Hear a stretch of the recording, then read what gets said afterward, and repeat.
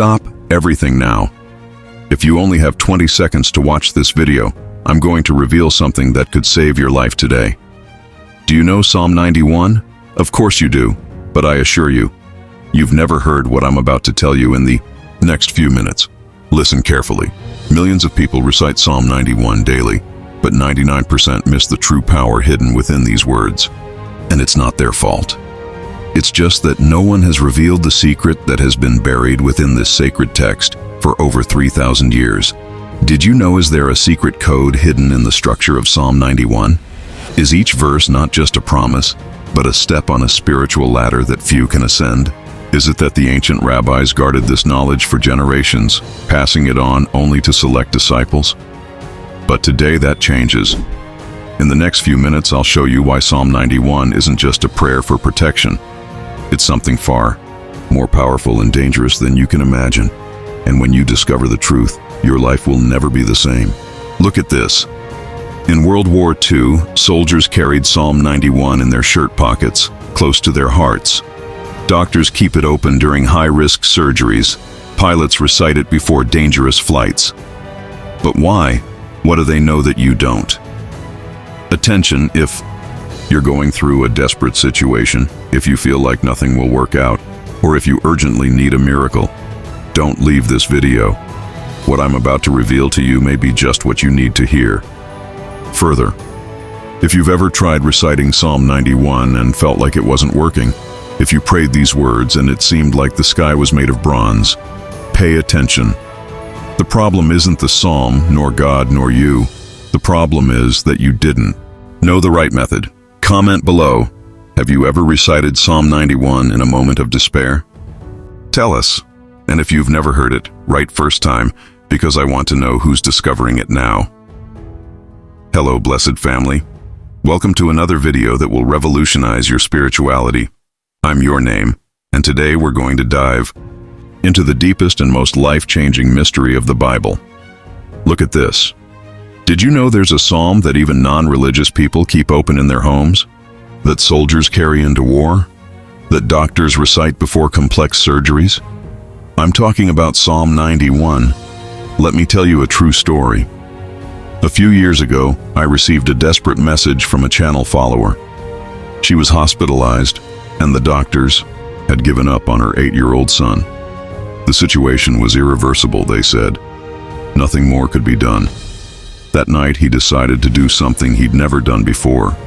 Not only did he pray Psalm 91, but he also applied the secret method I'll teach you today.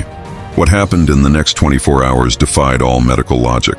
Today, 3 years later, that little boy is here, alive, healthy, and a living testament to the hidden power of this psalm. But here comes the shock. What I'm going to reveal to you today will destroy everything you thought you knew about this psalm. Because the truth is, 99% of those who recite these words do it wrong. They treat Psalm 91 as a common prayer, as if it were just another desperate plea sent to heaven. But the truth is much deeper and more transformative. Pay attention, Psalm 91 is not an ordinary prayer. It's not just any prayer. It's a secret covenant, an agreement between heaven and those who truly understand its hidden power. It is a spiritual map. It guides you through levels of protection and power most people don't even know exist. It's a spiritual warfare manual disguised as prayer. Imagine that you found a treasure map. But this map doesn't lead you to gold or silver. It leads you to something far more valuable. The key to accessing divine protection in a way that can completely transform your reality. And if you stay until the end, I'll reveal to you the exact method the ancient patriarchs used to activate the supernatural power of this psalm. A method few know about that can transform your reality in 24 hours. Did you know? Is there a specific sequence for reciting Psalm 91? Is there a specific time of day when its words are most powerful? Is there a physical position that amplifies its effectiveness? All this was preserved by ancient scribes and sages, but it was lost over the centuries, until today. Before continuing, if this video reaches you today, it's no coincidence. Someone up there decided you needed to hear it. So do your part. Press the registration button now and leave the bell activated so you don't miss any content that could change your life. Comment here, type Secret Covenant if you want to discover how to activate the true power of Psalm 91. Share this video with someone who needs a miracle. It could be the most important gift you give them today. The first hidden secret, the eternal home. He who dwells in the shelter of the Most High will abide under the shadow of the Almighty. Wait there. You've read this phrase thousands of times, but no one has ever explained its true meaning to you.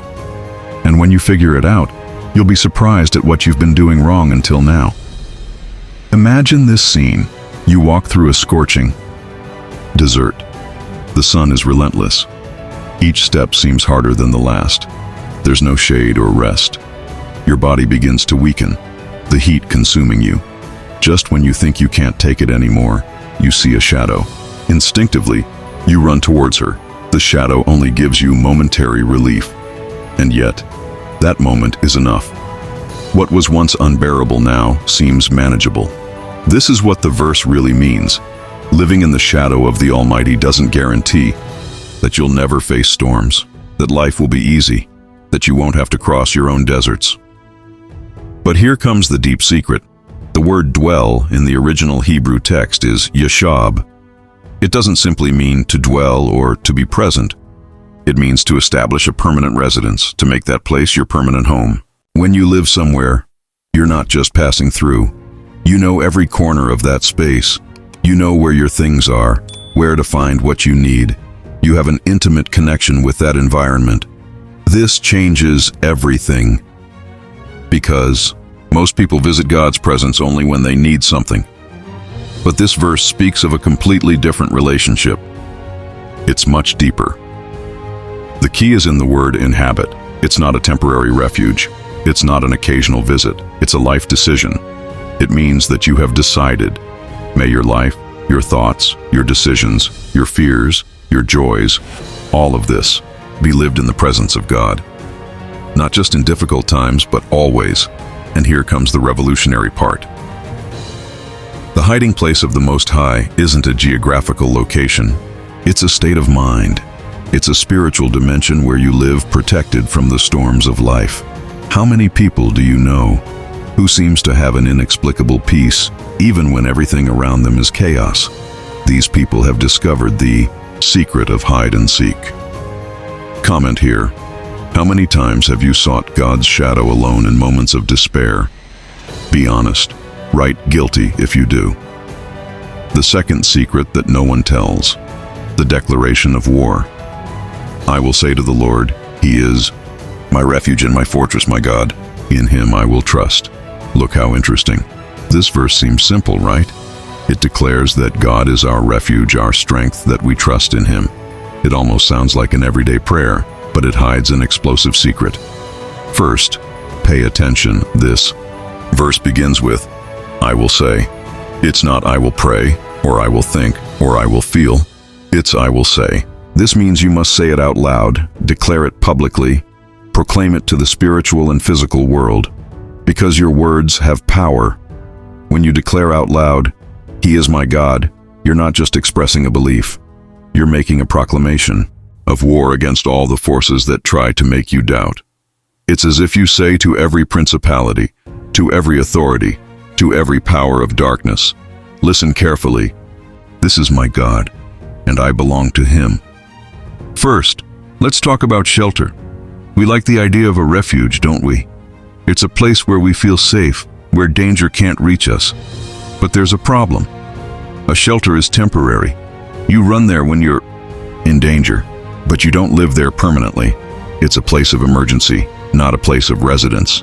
But when you declare that God is your refuge, you say you've found a safe place that doesn't depend on external circumstances. That even when everything falls apart, you have a place to run to. If you are really honest with yourself, you'll realize that you often rely more on what you can control.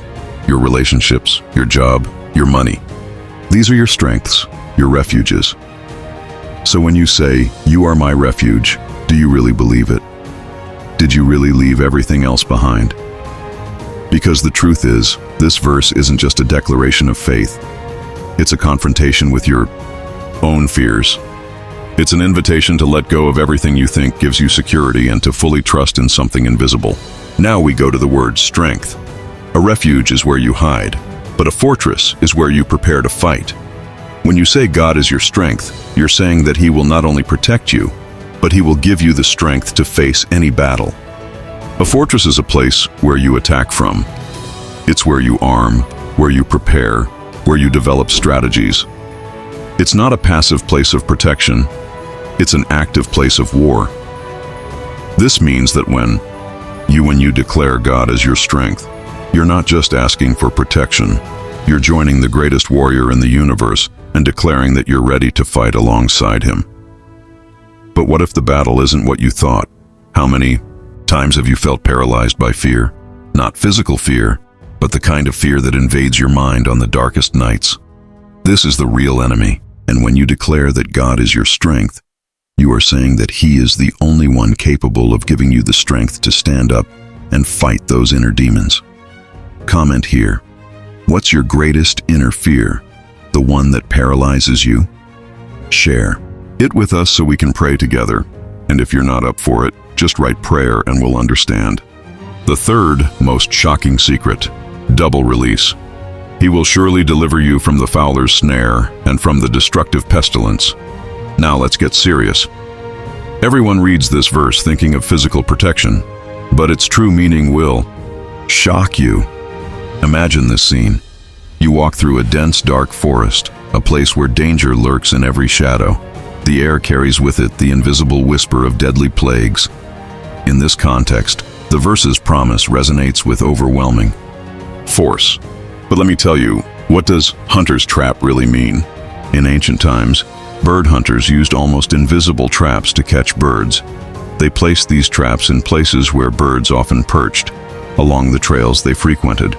The bird flew free, believing he was safe. He suddenly found himself caught in a web from which he couldn't escape. The more he tried to escape, the more entangled he became. Now, apply this to your life. How many times have you felt like this? Breaking free, believing you were in control, only to suddenly find yourself trapped in a situation you can't escape. But not all traps exist. Some are in your own mind. Because what is a bird hunter? It's not always someone chasing you with bad intentions. Sometimes it's that inner voice that traps you in its web of doubt, fear, and despair. The traps the verse speaks of aren't just external situations. They're invisible traps the enemy sets in your heart. These are the dark thoughts. They trap you in anguish. They make you feel like there's no escape, that you're not strong enough. They are the lies that you've begun to believe about yourself. You'll never make it. You're not good enough. No one really loves you. These are traps of the modern hunter. And here comes the most liberating part. When the verse says that God will deliver you from the fowler's snare, it is promising that He will free you from these mental and emotional prisons. But the worst traps of all, it's not something you can see with your eyes. It's the desperation that silently grows when you think you're alone. Now let's talk about the pernicious plague. In the original, this expression refers to a disease that spreads rapidly and kills silently, a plague that strikes without warning and destroys everything in its path. There is a plague today. It strikes more people than any virus. The plague of despair, depression, and anxiety. It's a plague that spreads silently and destroys lives without a sound. How many times have you fallen into this trap? How many times have you been on the verge of giving up because you thought there was no other way out? Write in the comments, freedom. If you want to free yourself from these mental traps, share this video with someone you know who is caught in these invisible webs. The fourth transforming secret, the complete cycle of fear. You will not be afraid of the terror of the night, nor of the arrow that flies by day, nor of the pestilence that stalks in the darkness, nor of the destruction that destroys at midday. This is one of the verses more people read in search of an almost magical security. As if by making God their refuge, all evil would suddenly disappear. But if life has taught us anything, do problems, difficulties, and crises not honor easy promises? So what does this really mean? Pay attention to the structure.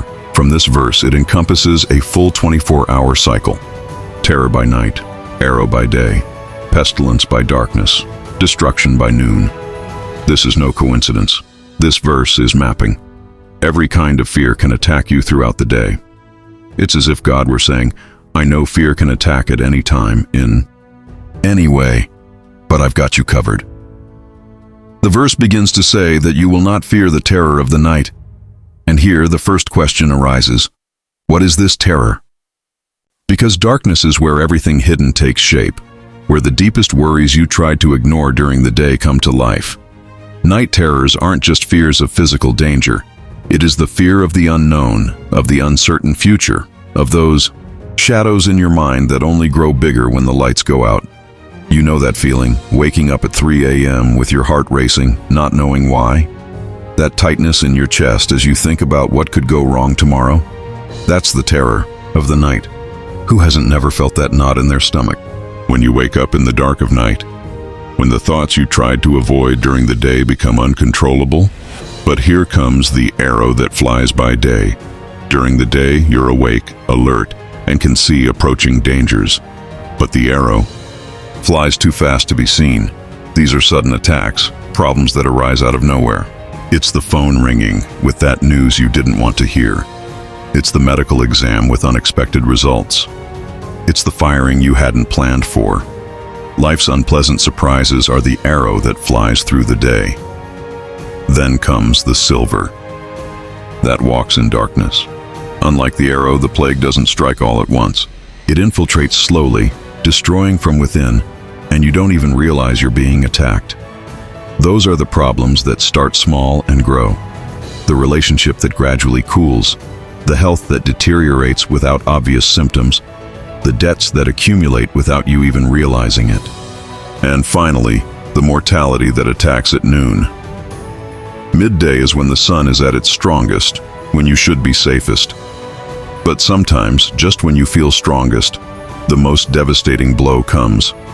Crises are coming, just when you thought you had everything under control, when you were at your best, when everything seemed perfect. But the most surprising, this verse doesn't say the terror of the night will disappear. It doesn't say the shadows will dissipate. What it says is that you will not be afraid, because fear is what really paralyzes you. What's holding you back? What makes you vulnerable?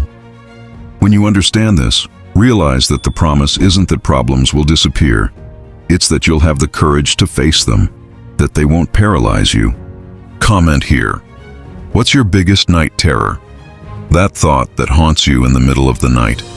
Write victory if you want to overcome these fears. The fifth revealing secret, the paradox of protection. 1,000 may fall at your side, and 10,000 at your right hand, but they will not come near you. This verse seems to be promising absolute immunity, a divine protection that covers you while everything around you collapses. But let's imagine the scenario. You're standing on the battlefield of life. To your left, you see 1,000 people falling. To your right, 10,000 more. Chaos, fear, and destruction seem to surround you completely. This is not just a metaphor. How many times have you found yourself in a situation where it seemed like everyone around you was suffering, going through crises, losing everything? And you asked yourself, why am I still standing? The question that immediately arises, how is it possible that in the midst of all this chaos you are still standing? Let me tell you about an epidemic that struck London in the 17th century. The Black Death killed thousands of people. Entire families were decimated. But there were those who, even caring for the sick, even living amidst the tragedy, did not contract the disease. Doctors of the time couldn't explain it. These people weren't cleaner, they didn't have better food, they didn't have access to better medical care. But there was something different about them. When they investigated further, they discovered that most of these people had one thing in common. They maintained an inexplicable inner peace. They weren't dominated by fear or living in constant anxiety about death. This is fascinating because it demonstrates that the protection promised in this verse is not only spiritual, it has physical, emotional, and mental effects. It's not because you're immune to pain or because you're disconnected from suffering. It's because you found a peace that transcends chaos. He discovered that his refuge, it's not about the circumstances. It's not about whether things around you are going well. It's about something much deeper. And here comes the most disconcerting part. You won't have to open your eyes wide anymore. This phrase seems like an invitation to observe calmly, to see how the wicked get their just desserts. But that's not all. It's not a promise that you'll have the pleasure of seeing your enemies fall. It's something much deeper. Open your eyes wide. It means having spiritual discernment. It means seeing beyond appearances. It means understanding that there's a spiritual war going on and that you need to be aware of it. How many times do you live? Are you on autopilot, unaware of the battles raging around you? Unaware of the subtle attacks on your family, your health, your faith? Open your eyes wide. It goes far beyond witnessing the fall of the wicked. It's about seeing clearly, understanding what's happening at a deeper level. Because in this moment of chaos, when everything seems to be falling apart, it's easy to get caught up in fear, despair, and a thirst for revenge. But what this verse asks of you, it's about seeing beyond. It's about opening your eyes and realizing that even in the midst of destruction, something bigger is happening. There is a divine purpose it is unfolding. There is a higher justice at work. There is a plan beyond human understanding. Comment here. Have you ever gone through a time when everything was falling apart around you, but you stayed strong? Tell us about your experience. And if you haven't yet, write ready, because life will test you. The sixth hidden secret, the reward of loyalty. For you have made the Lord my refuge, the Most High your dwelling place. This verse is a bridge between the promises we've just seen and those yet to be discovered. It's as if God were saying, look, everything I've promised so far is true, but it only applies to those who have truly made that decision. Pay attention. It is not for those who sometimes seek God. It is not for those who, when they remember, pray. It is for those who have made the Almighty their dwelling place. Do you remember the first verse? He who dwells in the secret place of the Most High. Here's the confirmation. You're not just visiting God's presence. You've changed your address.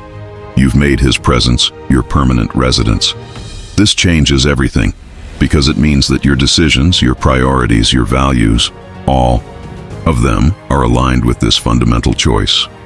When we make the Almighty in your home, you're not just changing religions, you're changing dimensions. You're choosing to live in a reality where the rules are different, where protection is real, where power is supernatural, where miracles are possible, but also where responsibility is greater, where commitment is total. Comment here. Write new home if you want to make this decision today. If you want to change your spiritual direction and make God's presence your permanent home. We have now reached the most critical point, to the secret that can change your life forever. What I'm about to reveal now is what distinguishes those who only recite Psalm 91 from those who live its power. Listen carefully. Because he loved me, I will also deliver him. I will set him on high, because he has known my name.